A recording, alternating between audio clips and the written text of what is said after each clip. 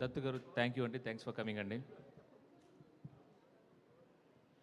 And మా caste గురించి, మా కురువు గురించి చాలా డీటెయిల్డ్గా ఒక్కొక్కరి పేరు మెన్షన్ చేయాలని ఉంది.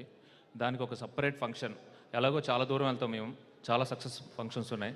సో ఒక్కొక్కరి గురించి పర్టికులర్గా మాట్లాడతాను. సో ఇప్పుడు పర్టికులర్గా చెప్పాలంటే చేదు గారు, మీకు నాకు ఉన్న కోఇన్సిడెన్స్ ఏంటంటే, మీ lucky charm Visakha queen. Okay, same నా జీవితంలో కూడా నా lucky charm Visakha queen. Done. And Devi garu, Vasu గారు, ఒకటే ఒక లవ్ స్టోరీ ఉందండి నా జీవితంలో. ప్లీజ్ దయచేసి అదేందండి, నా క్వీన్ని బీస్ట్ చేయొద్దు మీరు.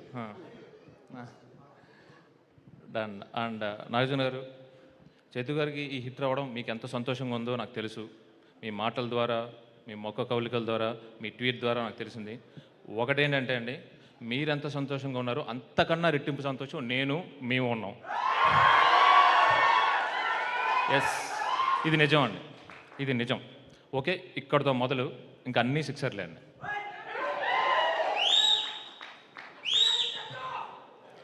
ఓకే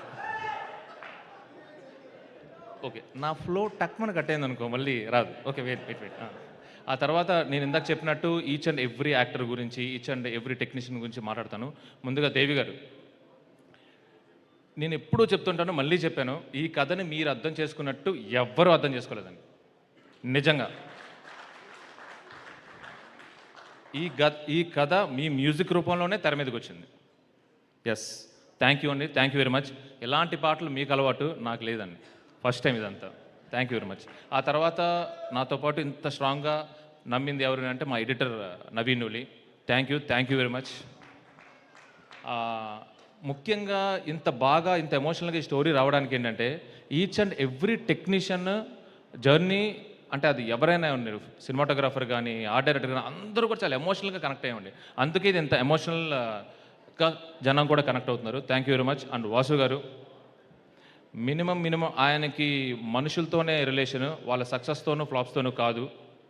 అక్కడ సీరియస్లీ అండి, అంటే నాకు ఈ సినిమా అవకాశం ఇచ్చింది నాకు సవ్యసాచి తర్వాత.